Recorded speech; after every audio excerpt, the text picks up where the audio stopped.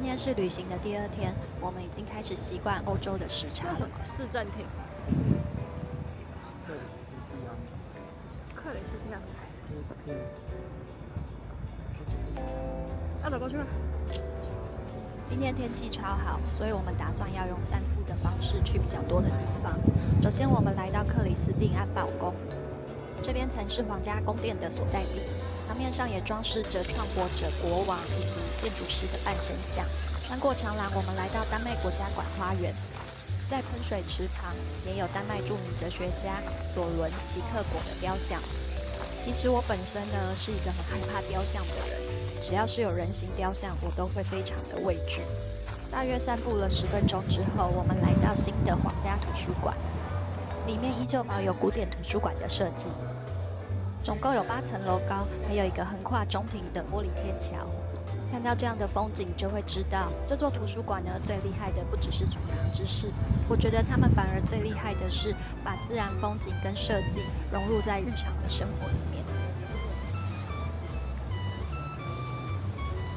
体验完疗愈的风景之后，我们下一个目的地就在隔壁，外观跟内部都很前卫的丹麦建筑中心。一走进 DAC 的空间，它到处都有让人可以探索的展览。这一区是沉浸式的投影空间，建筑物的细节会不停地移动跟变化，像是把人包覆在城市之中。最后这一区也很棒，你可以聆听建筑师去讲解这些丹麦知名建筑物是如何被构成的巧思与过程。其实呢 ，DAC 的楼顶才是我们最终的目的。只要在这边点一杯饮料，就可以享受这样的美景。我们决定要在这边享受午餐时光，室友点了面包盘，我则是点了丹麦国宝级美食开放三明治。通常是一层黑麦面包，上面放腌鲑鱼，还有满满的配料，所以必须要用刀叉吃。你的一盘就是有各种的 open sandwich，你可以去夹。它其实是那样一片，然后把东西都加上去，你的看起来很好吃。我的鲑鱼是鱼冻。很推荐大家安排一个上午这样的行程，从古典的建筑走到这一区，先去看被誉为黑钻石的丹麦皇家图书馆，再走到 DAC 这一栋享用午餐，超级完美。结束午餐之后，我们决定先散个步，然后去找寻共享脚踏车的租赁店。这几天因为天气很好，所以我们常常碰见大家会在自家门前贩卖二手物。路过的小狗带领我们找到了共享脚踏车的租赁点。去过巴黎、柏林、瑞士、荷兰，但我是第一次在欧洲骑脚踏车。哥本哈根的脚踏车交通规划非常严格，有独立的专用车道和号志。我们下午行程的重头戏就是丹麦国立美术馆。一走进去呢，我就先看了野兽派画家的作品。这幅画也是同一位画家制作，8年之后从野兽派转入沉静的古典。我终于看到野兽派大师马蒂斯的自画像了。以前都是在教科书上看见，现场看见真的有感动。丹麦新古典主义这区也有一幅我很喜欢的画作，是特洛伊战争中脚受伤的英雄被遗弃的时刻。我也很喜欢这4幅云朵小画，是丹麦黄金时期最诗意的画家他的云景研究。这里也收藏了丰富的丹麦皇家成员肖像以及丹麦黄金时期的作品，其中有一幅画是特别知名，收藏在这里的，是英国路易斯王后的肖像画。现场看到这幅画，只会觉得皇后实在太美了，虽然她只有活到27岁。现代艺术的作品都被放在这栋白色的新馆，有很多作品的主题都是讨论战后的议题。我自己对战后的现代艺术是比较没有太大的研究，但有很多作品其实让我感觉到是以一种很幽默、荒谬的手法呈现，反而会让我想要去理解。就像角落这样的标语，我觉得丹麦人也蛮幽默的。整个美术馆我最喜欢的空间就是在这里了。这里是连接新旧馆的雕塑街，总共有150尊作品放在这条街上。这里有一些作品我会想要跟他合影，但有一些作品我觉得牢牢放在心里就好。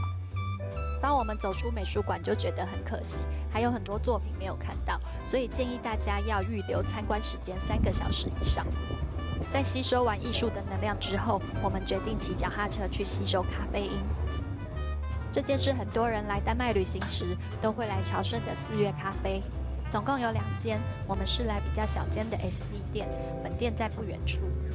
我们进店内时已经接近闭店时间了，所以我们快速的点咖啡拿铁以及最后2颗可丽露。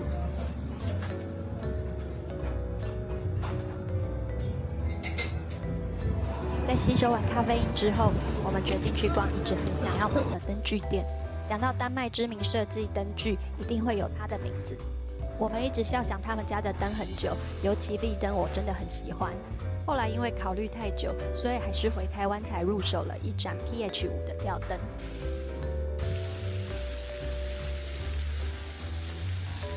晚餐我们就决定回到旅馆附近，随意找一间餐厅慢慢吃饭。室友点了地中海料理很常见的菜色，香料烤鸡腿、蔬菜和烤薯。我点了番茄海鲜意大利面，是清爽的口味。它的宽面条还有丰富的海鲜让我很满意。但是我觉得这样口味好像比较适合亚洲人。Thank you. Thank you。你说什么？它比较符合亚洲人。薯条刚炸的，但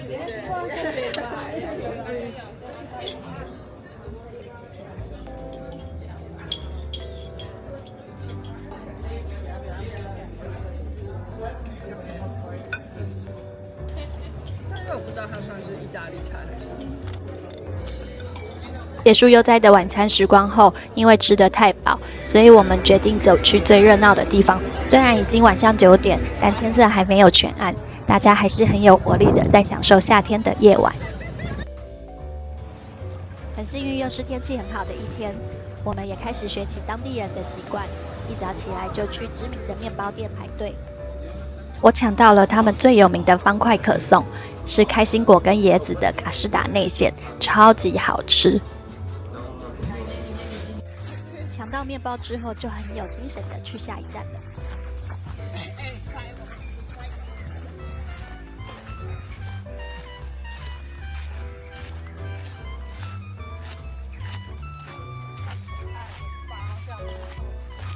我们的目的地到了，就是藏在这个公园底下的储水池艺术空间，有一个我们很感兴趣的展览。是啊。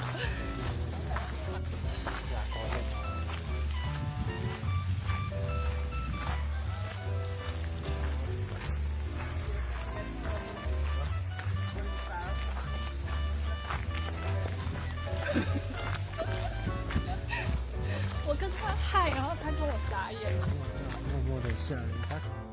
走进去之后，就会发现整个空间非常黑，你只能小心翼翼地跟着那些光束走在水面上，然后你会听到空间中时不时传来一些悲伤的哭声。后来看介绍才知道，那些是专业哭丧者的哀悼。其实我觉得这个沉浸式的展览蛮可怕的。结束刚才有点不舒服的展览后，我们在公园散步和拍照，吸收了很多正能量。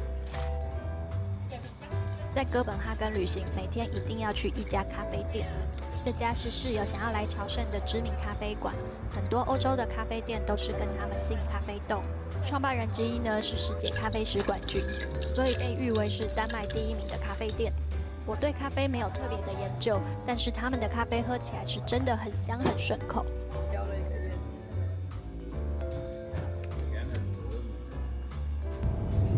喝完咖啡之后就觉得肚子更饿了，所以我们决定坐公车去市场吃午餐。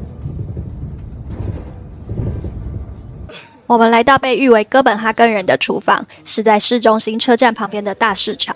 我觉得逛市场不只可以吃到美食，还可以最快认识这个城市。就是这家开放三明治，听说很好吃。由于前天才刚吃过开放三明治，所以我就放弃了。我马上转向另外一家必吃的海鲜料理，这家的现开生蚝跟海鲜拼盘真的很好吃。我选了3种不同产地的现开生蚝，而且口感都不同。如果不敢吃生食的人，也有熟食可以选择，像是这个口感很扎实的炸鱼饼，还有罗勒烤大扇贝也很鲜美，价格都很便宜。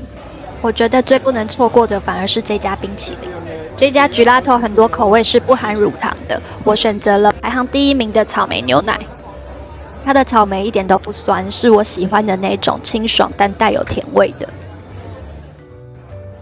因为今天是大部分美术馆公休的日子，所以我们就决定去参观欧洲最古老的植物园。在走进温室之前，我们先去入口处的商店晃晃。这边有很多用野生花草、植物做的商品，像是肥皂、护唇膏还有明信片。但我觉得比较特别的是这种蔬菜花卉的种子，可惜这些是不能带回台湾的哦，所以我们就什么都没有买。这个植物园是哥本哈根大学所有，面积有10公顷，全区室外的部分不需要门票，只有最大的棕榈馆跟蝴蝶馆需要收费。但像我们有买哥本哈根卡，所以就包含在里面。外形像水晶宫的棕榈馆有1300种植物，走在里面确实有一种魔幻的感觉。它的外形很像一座水晶宫殿，也可以爬上2楼去欣赏整座植物宫殿的样貌。爬到植物园的最顶端，可以看到